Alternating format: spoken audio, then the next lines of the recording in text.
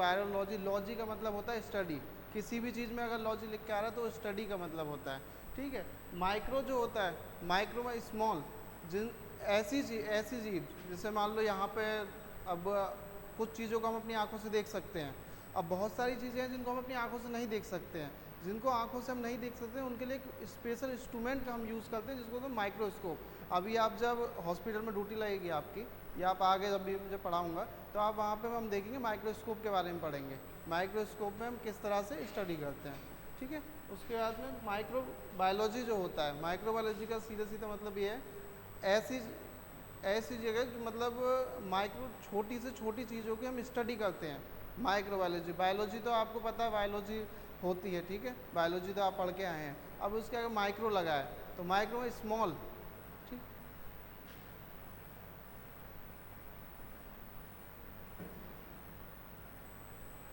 अब वही चीज़ इसमें लिखी हुई है, microbiology branches of the science. Microbiology science की वो शाखा है जिसके थ्रू हम माइक्रो ऑर्गेनिज्म जो होते हैं, जो सो स्मॉल, बहुत छोटे होते हैं, उनकी हम स्टडी करते हैं। Can only seen with the help of microscope. इनको देखने के लिए हमें किसकी ज़रूरत पड़ती है, माइक्रोस्कोप की हेल्प लेनी पड़ती है, क्योंकि इसे हम अपनी नॉर्मल आंखों से नहीं देख सकते। चींटी होगी, चींटी को हम अपनी आंखों से देख सकते हैं। अब कोरोना वायरस हो गया, वायरस का तो नाम सभी ने सुना होगा, कोरोना वायरस का इतना वो रहा है। अब कोरोना वायरस को हम अपनी आंखों से देख सकते हैं, वो नहीं दिख सकता है हमने अपनी आंखों से, लेकिन उसके लिए हमें यूज़ वो कैसे दिखता है, माइक्रोस्कोप से। बैक्टीरिया होते हैं हमारे शरीर में भी होते हैं बैक्टीरिया, हम उनको कैसे देखते हैं, अपनी आंखों से तो नहीं देख सकते हैं, हेल्प किसकी लेनी पड़ती है, माइक्रोस्कोप की। जब आप टेस्ट भी आगे लगाएंगे, ठीक है, जब आप अपने उस हमारे हॉस्पिटल लाइन में जाएंगे तो वहाँ आपको काफ़ी टेस्ट लगाने पड़ेंगे, जैसे ब्लड को माइक्रोस्कोप से देखते हैं स्लाइड बनाने के लिए, वो हम आगे डिस्कस करेंगे क्या होता है क्या नहीं, अभी तो बेसिक ही हम चीज़ पढ़ा रहे हैं। Seen with the naked eyes मतलब खुली आंखों से हम इसको नहीं देख सकते, इसलिए हमें माइक्रोस्कोप की ज़रूरत पड़ती है। Microbiology found the everywhere in the, जो माइक्रो ऑर्गेनिज्म होते हैं, अब माइक्रो ऑर्गेनिज्म होते क्या है वो मैं आके बताऊंगा, ठीक है। माइक्रो ऑर्गेनिज्म जो होते हैं वो एवरीवेयर, हर जगह होते हैं, ठीक। अब जैसे यहाँ पे है, मैं खड़ा हूँ तो यहाँ पे ऑर्गेनिज्म नहीं है यहाँ पे, लेकिन जो चीज़ हमको नहीं दिख रही है। अब जैसे हॉस्पिटल में हम जाते हैं तो हॉस्पिटल में ओटी डिपार्टमेंट होता है, ऑपरेशन थिएटर। ऑपरेशन थिएटर के अंदर हम कल्चर कराते हैं, कहाँ का, उसकी हवा का, जो वहाँ पे हवा और जो एयर है तो उसमें कोई बैक्टीरिया तो नहीं है, क्योंकि ऑपरेशन के दौरान जब हम इंसान उसके जो भी हम ऑपरेट करते हैं तो कट वगैरह जो भी लगाते हैं तो हम तो स्टाइल हैं, हमारे इंस्ट्रूमेंट सब स्टाइल होते हैं, ठीक। लेकिन एयर में क्या है क्या नहीं तो वो चीज़ हमको नहीं पता होती है, तो एयर का भी करते हैं ताकि हमें एयर का भी, ताकि हमारे पेशेंट को इन्फेक्शन ना हो, इसलिए हम कहाँ कहाँ पे, सॉइल वाटर के अंदर, एयर के अंदर, प्लांट्स के अंदर, प्लांट सरफेस, ह्यूमन बीइंग, मतलब एवरीवेयर, हर जगह माइक्रो ऑर्गेनिज्म होते ही होते हैं जो हमें हमारी आंखों से नहीं दिखते हैं। जो इनका साइज़ होता है मतलब ये फिक्स साइज़ नहीं है, ठीक है, हर एक का साइज़, बैक्टीरिया का मतलब हर एक का साइज़ अलग अलग होता है, एक अनुमान जैसे मान सकते हैं, लेस देन 0.1 mm।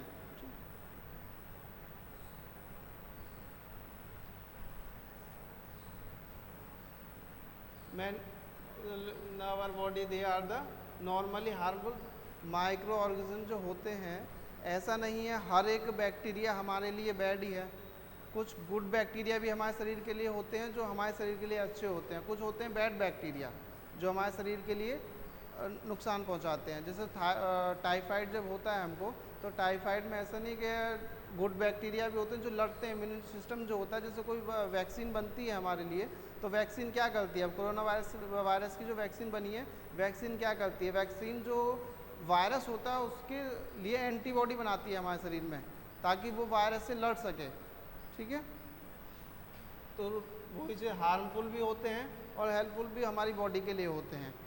ऐसा नहीं है कि सब बैक्टीरिया अगर बोल दे कि सब हार्मफुल, सब दिक्कत ही करते हैं हमको, ऐसा नहीं है। बॉडी के अंदर, हमारे अंदर बहुत सारे बैक्टीरिया हैं, सेल्स हैं, टिश्यूज़ हैं जो हमारे लिए भी फ़ायदे करते हैं और हमारे लिए नुकसान भी, अगर ज़्यादा हो जाए तो नुकसान भी कर जाते हैं और कम हो तो फ़ायदा। अब माइक्रो ऑर्गेनिज्म रहते कौन कौन से हैं, ठीक है, वायरस, कोरोना वायरस जैसे हो गया, बैक्टीरिया, फंगी, एल्गी, पैरासाइट, ये सब जो होते हैं 5 हमारे जो होते हैं माइक्रो ऑर्गेनिज्म होते हैं, ठीक है, जो यही सबसे ज़्यादा डिजीज जो करते हैं। पैरासाइट हो गए, फंगी, ठीक है, फंगस आपने देखा होगा, फंगस कहीं सुना होगा, अचार का डब्बा उसमें फंगस लग गया, ऐसा कुछ सुना होगा, तो उसे बोलते हैं। बैक्टीरिया, बैक्टीरिया हमारे शरीर के अंदर भी होते हैं, जो बैक्टीरिया जैसे आप यूरिन का सैंपल जो होता है, अभी आगे आप मतलब जब देखेंगे, जब हॉस्पिटल में जाएंगे, जब आपको पता चलेगा यूरिन का जब हम सैंपल कराते हैं तो उसमें जब कल्चर उसका होता है, जैसे किसी का यूरिन में कोई इन्फेक्शन है तो हम उसको कल्चर कराते हैं, तो कल्चर जब कराते हैं तो उसमें हमारे वो बैक्टीरिया दिखे, बेसिलाई जैसे कि जो भी मतलब बैक्टीरिया ग्रोथ कर रहा है, मतलब क्या बैक्टीरिया है जिसके वजह से हमें इन्फेक्शन हो रहा है हमारी यूरिन में। तो बहुत सारे बैक्टीरिया होते हैं, तो बैक्टीरिया का हम आगे डिस्कस करेंगे कि मेन इंट्रोडक्शन है कि होता क्या है, क्योंकि इतना सब कुछ बैक्टीरिया और इसके बारे में है ना कि अगर बहुत ज़्यादा बैक्टीरिया की पूरी एक अलग ही क्लास होगी पूरी। बैक्टीरिया हो गया, वायरस, फंगी, एल्गी। अब ये क्या होता है, जैसे इतने सब हमने दे दिए, वायरस हो गया, बैक्टीरिया हो गया, फंगी हो गया, एल्गी हो गया, तो इसमें क्या होता है, 5 RS विगेटर थे, तो उन्होंने क्या किया था, इन सबको एक सीक्वेंस में बांटने के लिए 5 किंगडम क्लासिफिकेशन किया था। अब इतने सारे हैं, तो अब जैसे मुझे अगर यहाँ से डिवाइड करना है, अब मुझे यहाँ पर छांटने हैं कि 10 एज की मतलब अंडर 10 एज की स्टूडेंट कितने हैं, उससे ऊपर की एज के कितने हैं, तो यहाँ पे भीड़ में सब एक साथ बैठे हुए हैं, अब वो तो मैं नहीं कर सकता, पता लगा सकता, लेकिन जब साइड में मैं अलग कर दूंगा सबको तो मुझे पता चल जाएगा, मुझे 10 ईयर का कोई उठान तो मैं वहाँ से ही अपना सेलेक्ट कर लूँगा। तो उसके अकॉर्डिंग उन्होंने 2 क्राइटेरिया में इन सबको बांटा गया था, सेल्स के अकॉर्डिंग। जो 5 किंगडम क्लासिफिकेशन किया था, तो 5 kingdom Monera, protista, fungi, plant और एनिमल, ठीक है, इन सब में वो बांटा गया था, लेकिन इनको सेल के आधार पर बांटा गया था, ठीक है। ये अभी जो मैंने 5 बताए ये इन्हीं सब के अंदर आएंगे, सेल्स के आधार पर बांटा गया था, सेल्स के आधार पर प्रोकैरियोटिक और यूकैरियोटिक सेल के ऊपर, ठीक है। प्रोकैरियोटिक और यूकैरियोटिक के अंदर ये पाँचों के पाँचों हमारे आते हैं। प्रोकैरियोटिक जो सेल होती है वो होती है पुरानी सेल, ठीक, उस टाइम उतना डेवलप था नहीं, तो जो भी मतलब उनको जिस हिसाब से लगा, तो प्रोकैरियोटिक पुरानी, जिसके अंदर यूनिसेलुलर, ठीक है, मतलब इसको भी हमने बांटा यूनिसेलुलर, और यूनिसेलुलर के अंदर आता है मोनेरा, जो अभी मैंने बताया था 5 किंगडम क्लासिफिकेशन में, इसी के अंदर हमारा बैक्टीरिया भी आता है, ठीक। और जो यूकैरियोटिक है, ठीक है, यूकैरियोटिक को हमने 2 भागों में डिवाइड किया, एक तो यूनिसेलुलर, एक मल्टी सेलुलर। यूनिसेलुलर जो होता है उसमें सिंगल सेल होती है, और मल्टी सेलुलर जिसमें बहुत सारे सेल, जैसे हम हैं मल्टी सेलुलर सेलों से बने हुए हैं, क्योंकि एक सिंगल सेल से तो हम बने नहीं हैं, ठीक। अब इसके अंदर भी यूनिसेलुलर के अंदर प्रोटिस्टा आता है, ठीक है, जो अभी मैंने 5 पूरे आपको बताए थे वो 5 इसी के अंदर आते हैं, ठीक है, प्रोटिस्टा हो गया। अब मल्टी सेलुलर के अंदर फंगी, प्लांट और एनिमल्स, ये तीनों इसके अंदर आते हैं। और यूनिसेलुलर के अंदर प्रोटिस्टा के अंदर आपको आएगा एल्गी, ठीक है, एल्गी भी इसी के अंदर आती है, और पैरासाइट भी, अभी जो मैंने आपको ये बताए थे ये रहे, ठीक है, फंगी, एल्गी, पैरासाइट, ठीक है। बैक्टीरिया हमारा प्रोकैरियोटिक के अंदर आता है, ठीक है, उसके बाद में एल्गी, पैरासाइट ये हमारा यूकैरियोटिक के अंदर, और यूनिसेलुलर के अंदर, मल्टी सेलुलर के अंदर नहीं आता है। ये पांचों के पांचों हमारे इसी के अंदर 5 किंगडम क्लासिफिकेशन, जब हम आगे करते हैं इसको सेल्स के आधार पर डिवाइड किया गया है इनको, कि सेल्स के अंदर क्या क्या होता है, ठीक है। प्रोकैरियोटिक पुरानी सेल होती हैं, यूकैरियोटिक न्यू सेल होती हैं, उसके अंदर ही हम इसको डिवाइड करते हैं। एक इसका डायग्राम दिया है मैंने, ये जो आपकी सेल है यूकैरियोटिक सेल है, ठीक है, यहाँ से दिख रहा है, मैं आ रहा हूँ ना सामने, ये आपकी यूकैरियोटिक सेल हो गई, ये प्रोकैरियोटिक सेल हो गई, ठीक है। अब आप में इसको सिमिलर आप में दिख रहा होगा सिस्टोप्लाज्म हो गया। ऐसी चीज़ें जो मतलब दोनों के अंदर हैं, अब कुछ चीज़ें ऐसी हैं दोनों के अंदर नहीं है, सिर्फ एक ही के अंदर आपको मिलेंगी, जैसे सिस्टोप्लाज्म हो गया दोनों के अंदर है प्रेजेंट, राइबोसोम हो गया दोनों के अंदर है प्रेजेंट, प्लाज्मा हो गया, प्लाज्मा के बिना तो कोई चीज़ रह ही नहीं सकती, कोई भी बैक्टीरिया कुछ भी ग्रोथ कर ही नहीं सकता, तो प्लाज्मा तो रहते रहता है उनके अंदर। सेल वाल हो गया, जैसे पीली हो गया, वो इसके अंदर नहीं मिलेगी आपको, एक डिफरेंस के लिए, ठीक है। आगे में एक और है, ये देखिए, ये दोनों का डिफरेंस है, प्रोकैरियोटिक और यूकैरियोटिक। साइज का स्मॉल रहता है 0.2 mm से 2 माइक्रो mm तक, ठीक है। उसका होता है लार्ज जो होता है 10 से 100 माइक्रो mm तक। और ये यूनिसेलुलर होते हैं, बोथ होते हैं। अभी मैंने बताया था ना, वो सिंगल सेल से बना होता है। जो प्रोकैरियोटिक होता है वो सिर्फ सिंगल सेल के लिए होता है, उसमें सिर्फ सिंगल सेल यूज़ होता है। लेकिन जो इसमें होता है सिंगल सेल भी होता है, मल्टी सेलुलर भी होता है। तो मल्टी सेलुलर जो होता है वो हम भी हैं। अब कोई भी जीव हो, कुछ भी चीज़ है, मतलब बहुत सारे सेलों से मिलके बना है, एक सेल से तो मिलके बहुत चीज़ें हैं। अब उसके बाद में डीएनए, सेल मेम्ब्रेन दोनों के अंदर होती है, डीएनए प्रेजेंट दोनों के अंदर होता है। और डीएनए क्रोमोसोम इसके अंदर नहीं होते हैं, इसके अंदर होते हैं, मल्टीपल होते हैं, ठीक है। यही जो है हमारी, यही मेन है जिसके अंदर, जिससे मिलके हम बने हुए हैं। मुझे ज़्यादा अच्छे से याद रहेगी हम किससे जुड़े हुए हैं, किस सेल से जुड़े हुए हैं। तो हम जुड़े हुए हैं यूकैरियोटिक के, ठीक है। उसके बाद में न्यूक्लियर प्रेजेंट होता है इसमें, प्रोकैरियोटिक में एब्सेंट होता है। इसमें ज़्यादा चीज़ आपको एब्सेंट दिखेंगी, ठीक है, पुरानी सेल है वो, ठीक। और इसके अंदर आपको ज़्यादा चीज़ें प्रेजेंट दिखेंगी। अब जैसे अभी मैंने दिखाया था पिल्ली के बारे में, सम, और इसमें नो, ये हमारी नई सेल है, ठीक है, और ये पुरानी सेल है। सम सेल वॉल हो गया हमारा। तो ये मतलब मेजर डिफरेंस है। अभी जब ये जैसा डायग्राम आपने देखा था, इसी डायग्राम से आप देख सकते हैं कि हाँ कौन कौन से हमारे इसमें है, कौन कौन से इसमें नहीं है। उससे हमें सीधा पता चल जाएगा कि हमारे क्या क्या इसमें है। क्योंकि माइक्रोबायोलॉजी के अंदर हम, ये थोड़ा ब्लर आ रहा है क्या?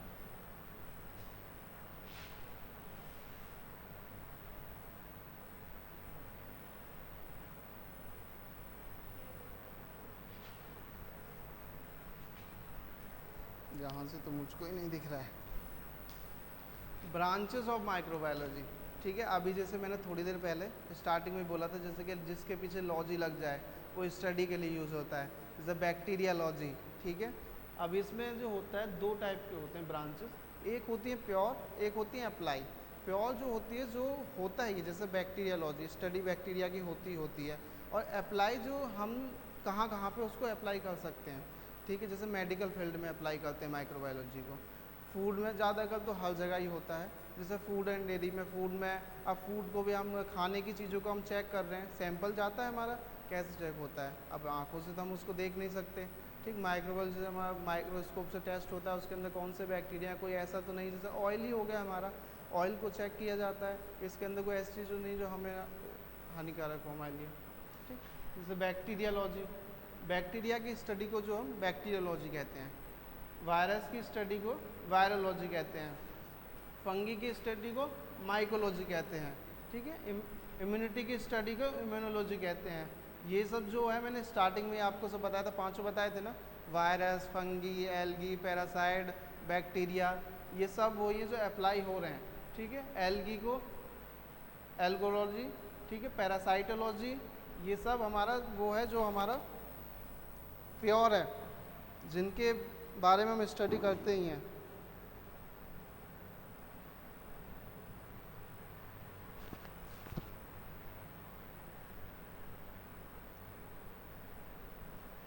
अब बैक्टीरिया भी, कोई बैक्टीरिया का पूरा एक बैक्टीरियालॉजी हिसाब से, इसमें ये प्योर इस हिसाब से, जैसे बैक्टीरिया की पूरी एक बुक होती है, आपने देखा हो तो बैक्टीरियालॉजी एक होता है ना, कि जब आगे स्टडी करो, पीएचडी है वो, तो पूरे मतलब उसके ऊपर एक स्टडी होती है, तो उसके अकॉर्डिंग पूरी।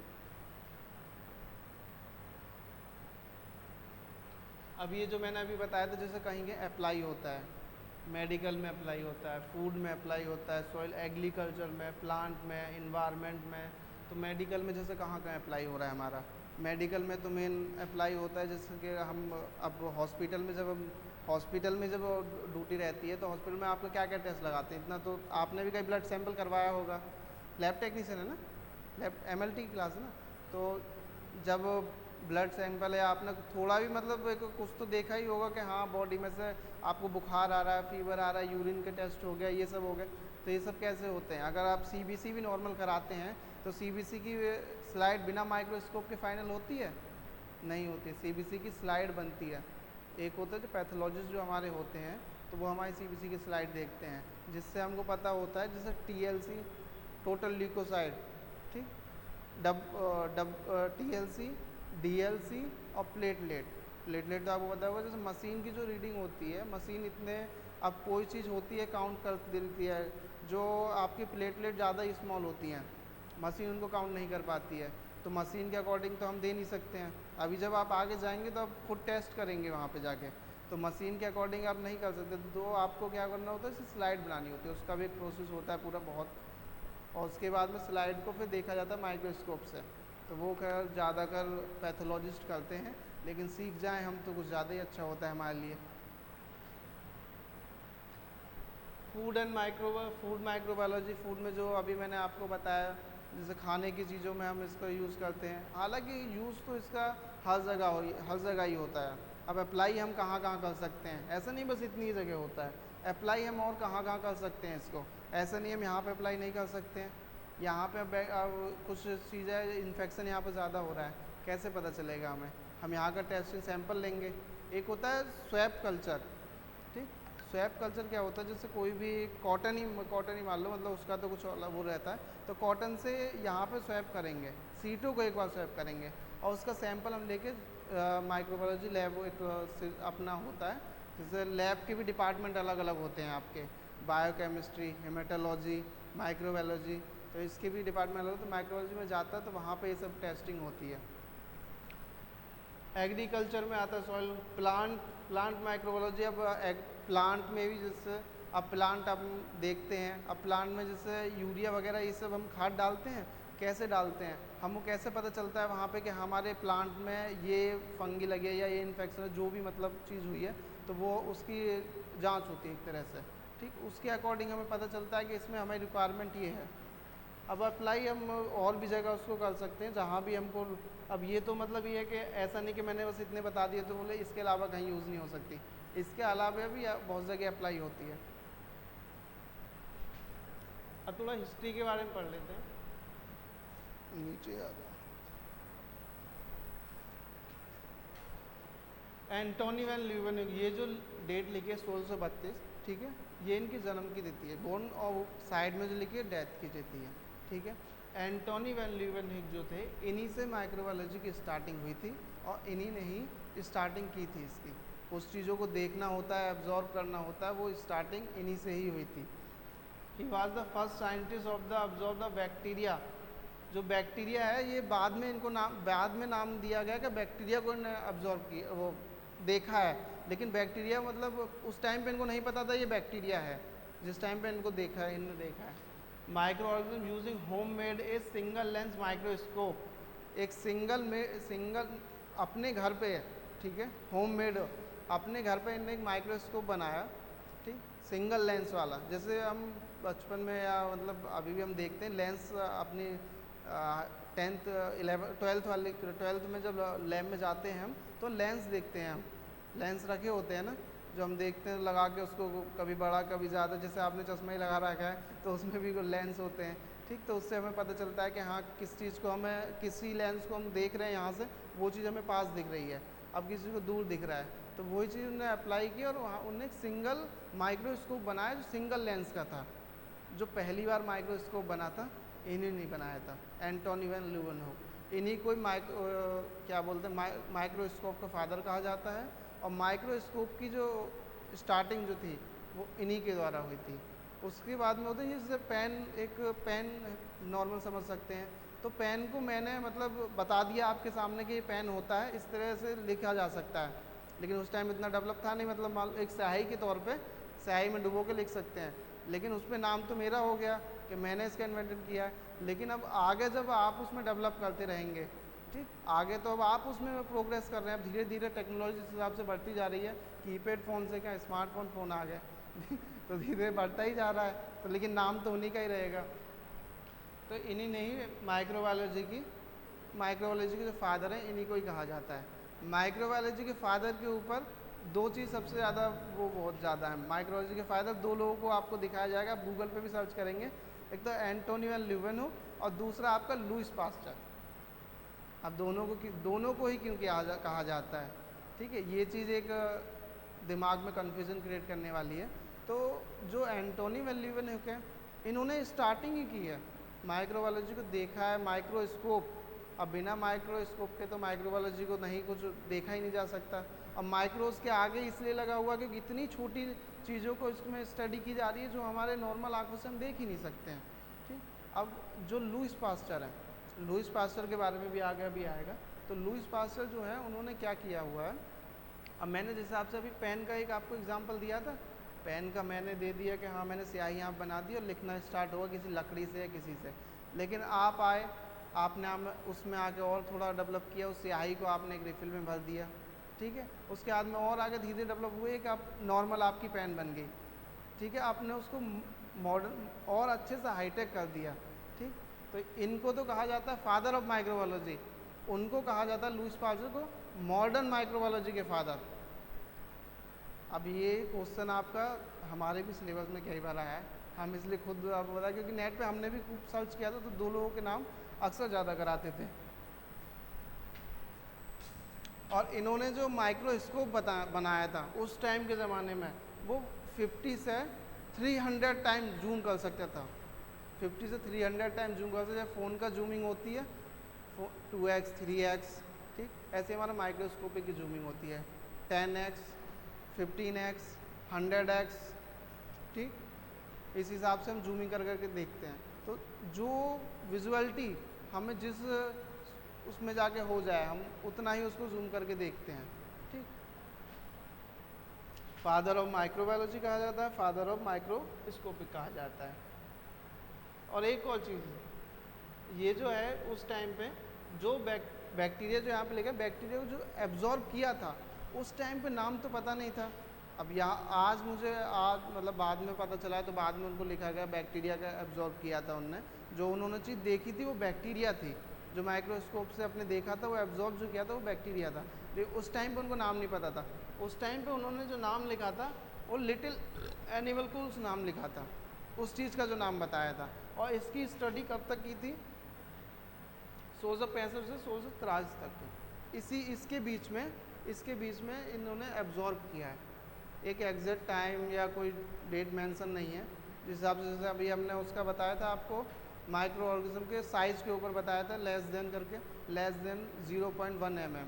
तो मतलब सबका एक होता है कि साइज़ सबका अलग अलग होता है, लेकिन एक आइडिया के तौर पे हम सब क्या हो सकता है, तो वो चीज़ हमने बताई थी, उस चीज़ को लेके इनको यहाँ बताया गया है। एडवर्ड जेनर, ये भी माइक्रोस्कोपिक के सब हिस्ट्री के अंदर ही सब पूरे आते हैं और भी आते हैं। ठीक, ये बेसिक में थोड़ा बता रहा हूँ आपको। एडवर्ड जेनर जो थे 1796 में develop the first vaccine of the world, small pox vaccine. जो वैक्सीन की शुरुआत हुई थी वो इन्होंने ही की थी, और सबसे पहली जो वैक्सीन बनाई थी स्मॉल पॉक्स के ऊपर, जो स्मॉल पॉक्स की तो बीमारी पता होगी ना आपको, छोटी मात्रसाइट जिसको बोलते हैं, स्मॉल पॉक्स की वैक्सीन के ऊपर, लेकिन ये उस टाइम पे इंसानों के ऊपर नहीं बनाई थी। इन्होंने जो वैक्सीन का यूज़ था काउपॉक्स वायरस के ऊपर किया था, काउपॉक्स वायरस के ऊपर किया था। जैसे एक गाय थी, अब वो किसी भी मतलब वायरस की वजह से उसकी मौत हो गई, ठीक है, अब उसको उसके अंदर से उन्होंने सैंपल लिया, और सैंपल लेने के बाद में उन्होंने स्टडी की कि ये इसके डेथ हुई तो हुई क्यों है, ठीक है, उसके अकॉर्डिंग उन्होंने स्टडी करने के बावजूद एक निर्णय निकाला और अपना इस वैक्सीन का, और इसके बाद ही धीरे धीरे फिर इसको बच्चों के ऊपर मतलब बच्चों के ऊपर अप्लाई किया गया, फिर इंसानों के लिए भी लागू किया गया। तो जो फर्स्ट वैक्सीन के जो बोला जाता है एडवर्ड जेनर को ही बोला जाता है, जिन्होंने 1796 में डेवलप किया था first vaccine of the world, पूरे वर्ल्ड में जो पहली वैक्सीन बनी थी। इंडिया में तो हालांकि पहली वैक्सीन किसी ने स्टार्टिंग में नहीं बनाई, सब बाहर से ही जितने नाम है स्मॉल पॉक्स वायरस के ऊपर।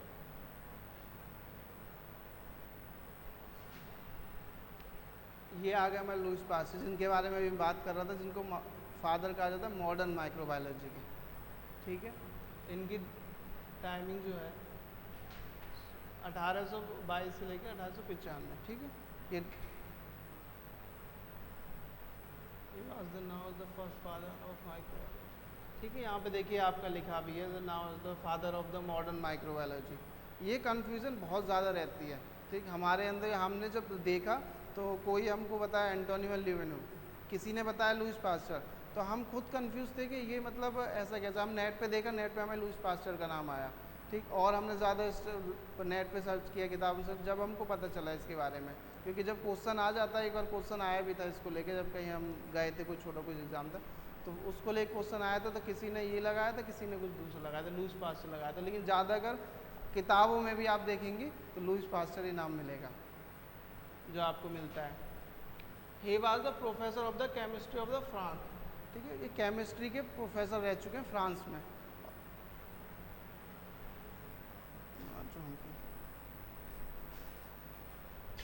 केमिस्ट्री के प्रोफेसर रह चुके हैं फ्रांस में। इनका कंट्रीब्यूशन माइक्रोबायोलॉजी में बहुत ज़्यादा है।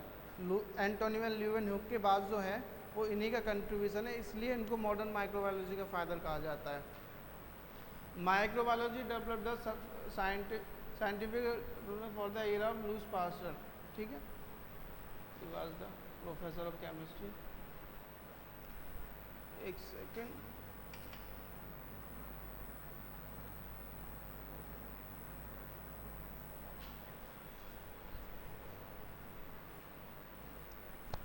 Father of modern microbiology, chemistry के प्रोफेसर फ्रांस में थे। इनके नाम की एक यूनिवर्सिटी भी है, शायद आगे लिखा है क्या, पेरिस में यूनिवर्सिटी है, शायद वो नहीं लिखा है। पास्चर यूनिवर्सिटी इनके नाम से है, जो पेरिस में है। कंट्रीब्यूशन में इनका एक वो भी था, पास्चर यूनिवर्सिटी है जो इनके नाम से पेरिस में है, ठीक। इन्होंने जो है माइक्रोबायोलॉजी पे डिसिप्लिन, एक होता है ना किसी चीज़ को अच्छे से कैसे समझाऊँ, अच्छे से सिस्टमेटिक ढंग से रखना, या यही है। यहाँ पे तो कुछ किताबें ऐसी पड़ी हुई हैं, अब मैं एनाटॉमी की किताब अलग रख दूँ, फिजियो की, माइक्रो की किताब अलग रख दूँ, फिजियो के मतलब अलग डिपार्टमेंट की अलग किताब रख दूँ, एक सिस्टमेटिक ढंग से किसी चीज़ को रखना, ठीक है। उसी तरह से इनका कंट्रीब्यूशन जो थे, vaccine development of rabies disease, जो सीवियर डिजीज़ थे, ठीक है, सच एज द कोलेरा, एंथ्रेक्सा और रेबीज़। रेबीज़ का तो पता ही है, आज की डेट में रेबीज़ का जो डॉग वगैरह काट लेते, रेबीज़ के इंजेक्शन लगते हैं, वो जो वैक्सीन की वो किया था, डेवलप किया था, इन्होंने नहीं किया था।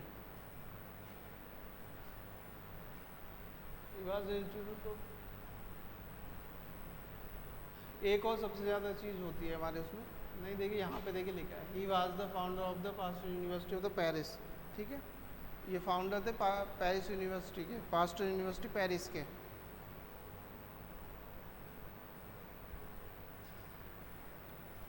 एक चीज़ इसमें और इन्होंने किया था जो सबसे बहुत बड़ी चीज़ है, पास्चराइजेशन से पहले एक और चीज़ बताने वाला हूँ।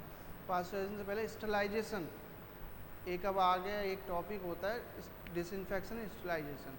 स्टरलाइजेशन हमारा हर जगह, पूरे हॉस्पिटल जगह हर जगह यूज होता है स्टरलाइजेशन प्रोसेस। स्टरलाइजेशन प्रोसेस पूरा बहुत टाइप का होता है, उसके अंदर बहुत सारी चीज़ें आती हैं।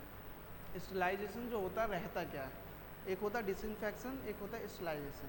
दोनों में अंतर क्या है? दोनों में अंतर इतना है, जो डिसइंफेक्शन होता है, ठीक है, तो उसमें क्या होता है, जैसे मेरे हाथ है, मैं हैंड वॉश कर रहा हूँ, हैंड वॉश कोई भी माइक्रो ऑर्गेनिज्म है मेरे हाथ पे, तो डिसइंफेक्शन से क्या होगा, वो रिमूव हो सकता है, न्यूट्रलाइज हो सकता है, ठीक है, और हट सकता है, लेकिन वो किल नहीं हो सकता, ठीक।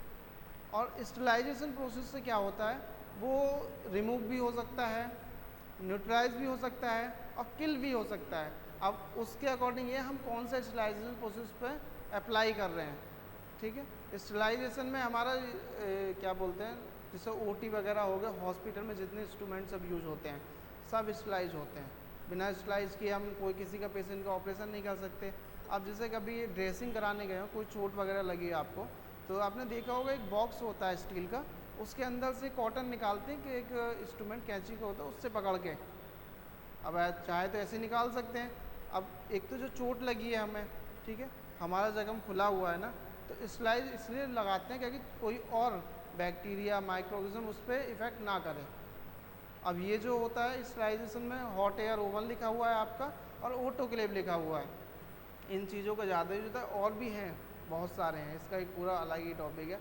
जो ऑटोक्लेव है, ठीक है, ऑटोक्लेव में क्या होता है, ओटी ऑपरेशन थिएटर हो गया, स्टीम वगैरह ही होता है, ऑपरेशन थिएटर वगैरह हो गया, तो उसके अंदर हमारा ऑटोक्लेव का सबसे ज़्यादा यूज होता है। जो पानी का एक रॉड इसमें लगी होती है, पानी के उसमें नीचे एक रॉड लगी होती है। अभी जब पूरा उसका डायग्राम हम बना के बताएंगे तो जब उसमें समझ में आएगा। नीचे पानी के एक पानी भरा होता है, पानी में एक रॉड लगी होती है। अब जैसे हम पानी गर्म नहीं करते हैं, पानी गर्म करने का जो हमारी एक रॉड आती है, हम बाल्टी में डाल दिया, वो गर्म हो रही है। अब वही सेम मतलब इसी तरह से टाइप से नहीं हमारी उसके अंदर लगी होती है और हमारा सब इंस्ट्रूमेंट उसके ऊपर होते हैं। स्टीम से हमारा वो स्टरलाइज होते हैं। और सबसे ज़्यादा जो आपने ये भी देखा होगा, आग से जो जलते हैं ना, आग से इतनी जल्दी नहीं जलते हैं जितना स्टीम से जलते हैं। भाप से हमें बहुत जल्दी हमें भाप जला देती है हमारे हाथ को, तो उससे इसलिए वो ज़्यादा इफ़ेक्टिव होता है। इसलिए ओटी में स्टरलाइजेशन का जो होता है ऑटोक्लेव का यूज़ होता है। और भी इसमें टाइप ऑफ रेडिएशन से भी, जैसे धूप से हो गया, धूप से भी ऐसा नहीं है कि धूप से हमारा स्टरलाइजेशन प्रोसेस, एक हमारा सन रेज का भी है उसमें, तो इसमें टाइप भी इसके काफ़ी हैं। तो जो सन से भी जो रेज आती हैं उसके द्वारा भी स्टरलाइज होते हैं, बैक्टीरिया वगैरह काफ़ी किल हो जाते हैं उससे भी। तो उसमें काफ़ी फिजिकल मेथड, केमिकल भी यूज़ होते हैं, केमिकल के द्वारा भी हम स्टरलाइजेशन करते हैं। तो उसमें काफ़ी हमारी चीज़ें आती हैं। और दूसरा इनका है पास्चराइजेशन। जो ये पास्चराइजेशन जो है, ये एक एग्ज़ाम्पल यहाँ पे लिखा हुआ है, इन्होंने किस तरह से बताया था। पास्चराइजेशन का पूरा एक टॉपिक हमारा है भी है, ठीक, जिसमें पास्चराइजेशन की पूरे डेफिनेशन के सब कुछ पूरा है। तो मतलब एक एग्ज़ाम्पल है हमें, तो एग्ज़ाम्पल में जैसे मिल्क हो गया, ये इन्होंने नहीं बताया था। मिल्क को बॉईल करो, बॉईल करने के बाद उसमें जितने भी ऑर्गेनिज्म होते हैं सब ख़त्म हो जाते हैं। उसके बाद में उसको ठंडा करो, ठंडा करके हम उसको यूज़ कर दें। इसी प्रोसेस को पास्चराइजेशन। अब इसी को हम पानी भी बोल सकते हैं, इस चीज़ को हम पानी भी बोल सकते हैं कि हाँ, पानी को हम इस तरह से कर सकते हैं। अब मिल्क का एक ज़्यादा नॉर्मली एक अच्छा उदाहरण है, एग्ज़ाम्पल एक ज़्यादा अच्छा है, क्योंकि मिल्क को सभी ज़्यादा करें इसी तरह से यूज़ करते हैं, तो एक तरह से याद हमारे दिमाग में रह सकता है। कुछ चीज़ मतलब ऐसी होगी, मतलब जो याद हमको अच्छे ज़्यादा हमारे ऊपर कुछ चीज़ रहे। जैसे मैंने अभी आपको यूकैरियोटिक का बताया, यूकैरियोटिक में मल्टी सेलुलर होता है, तो कुछ चीज़ जो हमारे ऊपर रहती है वो हमको याद रहती हैं। अब दूसरों के ऊपर रहे वो इतने अच्छे से याद नहीं, लेकिन जो हमारे ऊपर रहेगी वो हमको ज़्यादा अच्छे से याद हो जाएगी।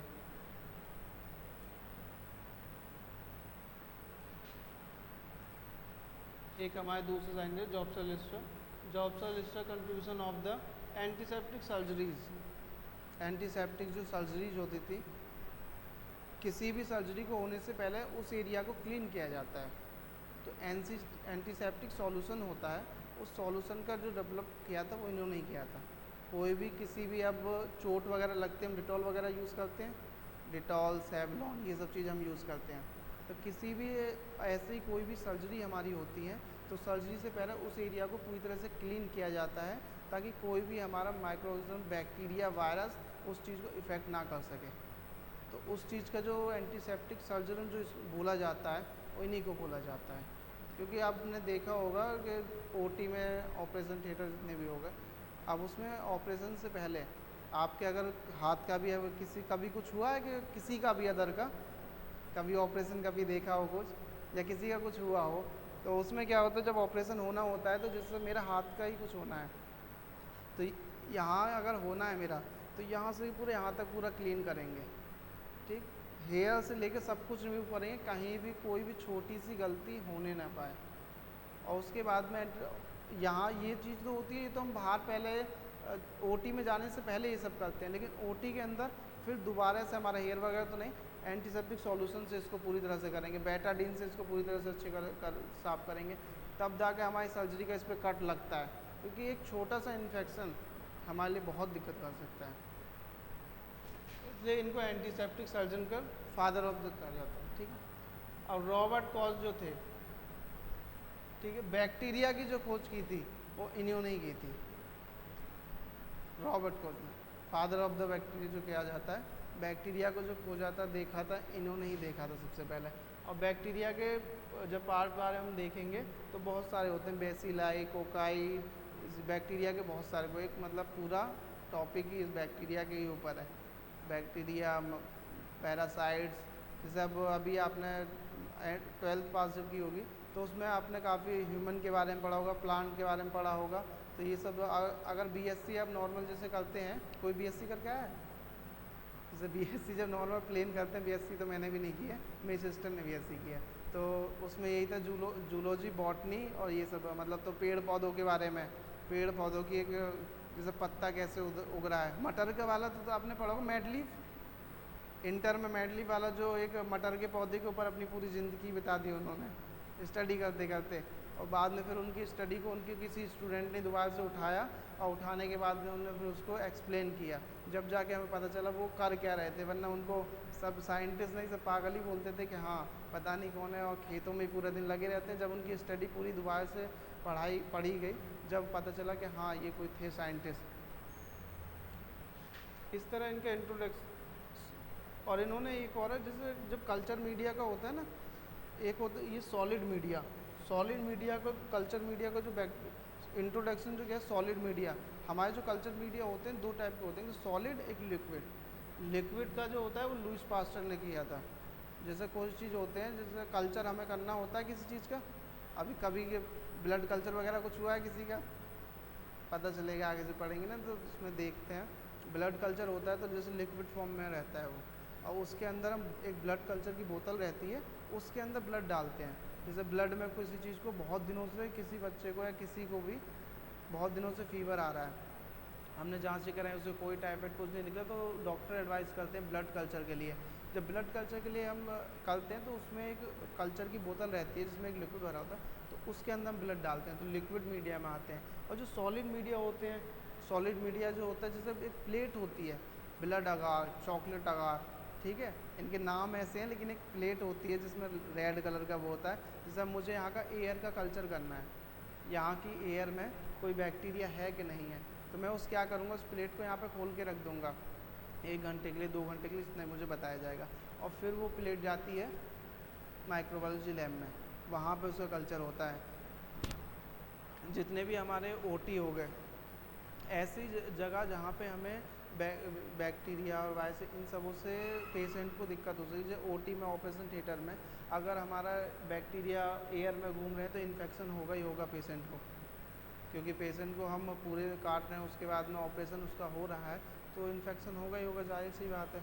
तो इसलिए वहाँ का हमारा ज़रूरी होता है। NABH की गाइडलाइन के अकॉर्डिंग जब NABH का कोई राउंड या कुछ भी होता है तो वहाँ पे हम देखते हैं, वो रिपोर्ट मांगते हैं, ठीक है, रिपोर्ट मांगते हैं कल्चर की, स्वैप कल्चर की।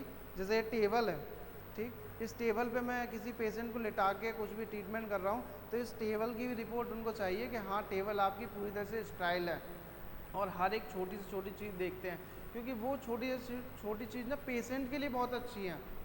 अगर हमारा, मैंने इंस्ट्रूमेंट यहाँ पे कोई रखा हुआ है, उसी से आपके तुरंत काटने स्टार्ट कर दिया, तो इन्फेक्शन तो आपको होगा ही। अब बहुत सारे पेशेंट आपने देखे होंगे जिनको पस बन रहा है, पैर में ऑपरेशन हुआ है, पस बन रहा है, ठीक है, उसके बाद में उनके कल्चर होते हैं, तो इसी चीज़ को बचाने के लिए, हालांकि बहुत सेफ्टी करते हैं, लेकिन फिर भी थोड़ी भी चूक की वजह से हमारा ये सब चीज़ हो जाती है। तो इन्होंने सॉलिड मीडिया का दिया था, सॉलिड मीडिया के ऊपर। सॉलिड, अभी मैंने बताया ना, एक तो लिक्विड मीडिया बताया था, ब्लड वाला जो आपको बताया था, सॉलिड मीडिया जो अगार वाला मैंने बताया, जैसे कोई भी एयर वाला हो गया, मैंने यहाँ पे रख दिया, वो सब सॉलिड मीडिया में आते हैं। उन सब का इन्होंने इंट्रोड्यूस किया था। और जो बैक्टीरिया होते हैं ना, जैसे ये हो गया बैसिलाई, ट्यूबरकुलोसिस बैसिलाई, ठीक है, तो ये मतलब बैक्टीरिया के टाइप हैं, करीबन चार या 5, 4 टाइप शायद, मतलब बैक्टीरिया के आते हैं, कोकाई, बैसिलाई, ये सब मतलब उसी में सब आते हैं। जब बैक्टीरिया क्लास में जब मैं पूरा बताऊंगी, पूरा इसके अंदर बहुत, और हर एक का साइज, सबका साइज अलग होता है, शेप भी सबका, किसी का रोड शेप होता है, किसी का कोई, मतलब शेप भी सबका अलग अलग होता है, ठीक है। एक बार हम फिर से देख लेते हैं।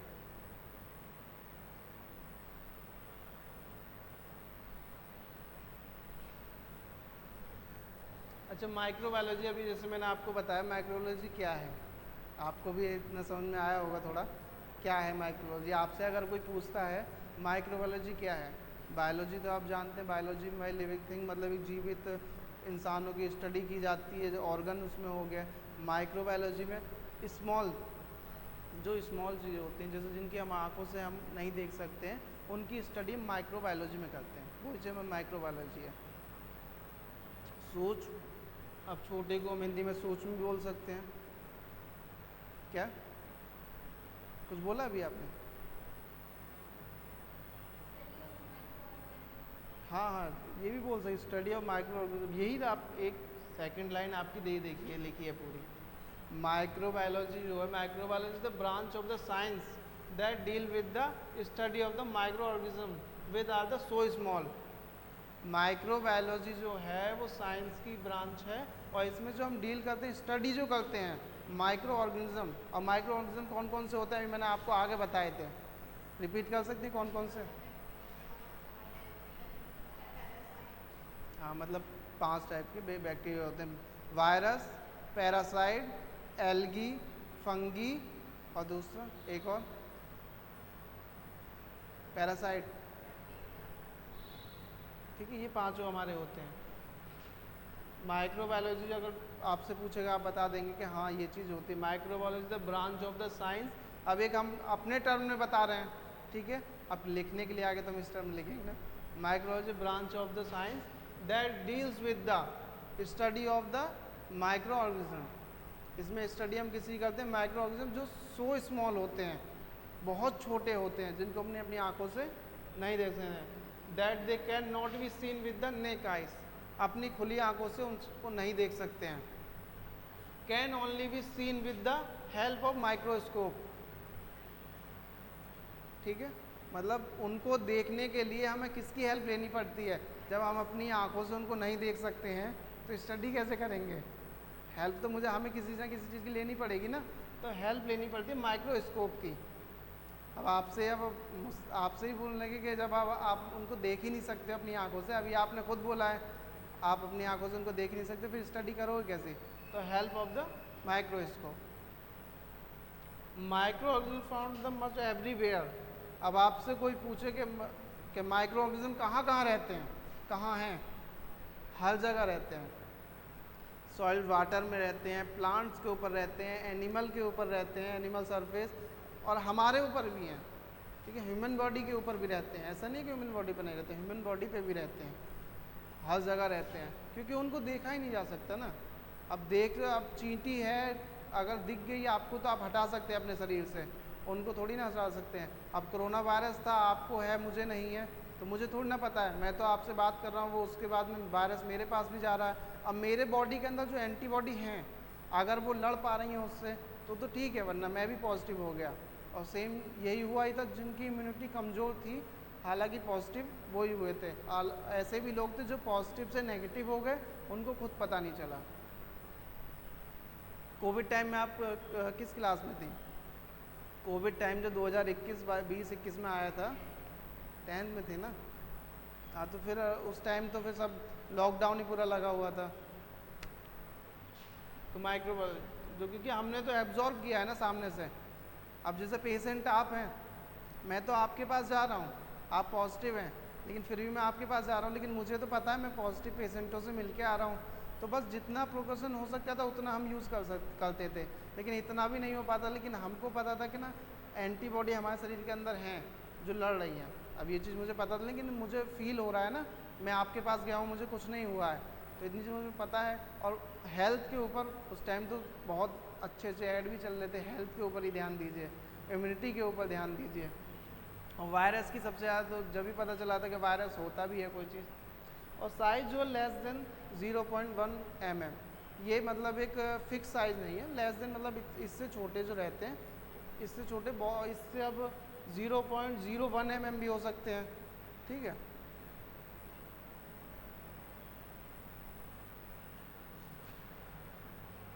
अब इसमें जो बताया गया many oxygen live in the our body, ये अब अपने ऊपर ही बताया गया है, ह्यूमन बॉडी के ऊपर ही। ठीक है, जैसे ह्यूमन बॉडी के लिए, हमारे लिए ऐसा नहीं है, हर एक माइक्रो ऑर्गेनिज्म जो रहता है हार्मफुल भी रहता है, कुछ हेल्पफुल भी रहते हैं, कुछ हार्मफुल भी रहते हैं जो हमारे शरीर के अंदर रहते हैं। अब हर एक माइक्रो ऑर्गेनिज्म अगर हार्मफुल ही रहेगा तो फिर तो बहुत ही ज़्यादा वो होगा, क्योंकि इतने ज़्यादा हर जगह हैं। वो तो हम सांस ले रहे हैं, अब हवा में हवा में है, तो अगर हम अब माइक्रो ऑर्गेनिज्म जो रहते हैं हमारे 5 टाइप के, ये हमारे माइक्रो ऑर्गेनिज्म हो गए। टाइम हो गया, बहुत जल्दी हो गया। ठीक है ना, थोड़ा सा बस 2 मिनट और। ठीक है। ऑर्गेनिज्म जो होते हैं वो 5 टाइप के हमारे यही होते हैं मेनली, ठीक है। अब बाकी सब तो आपको थोड़ा आइडिया लगा ही होगा, ठीक है। अब एक जो मैंने इसके आगे बताया था 5 किंगडम क्लासिफिकेशन, ठीक है, उसमें 2 सेल बताए थे मैंने, तो 2 सेलों के अंदर डिवाइड किया जाता है, वो 2 सेल के नाम बता दीजिए बस। हाँ बस ठीक है, थैंक यू।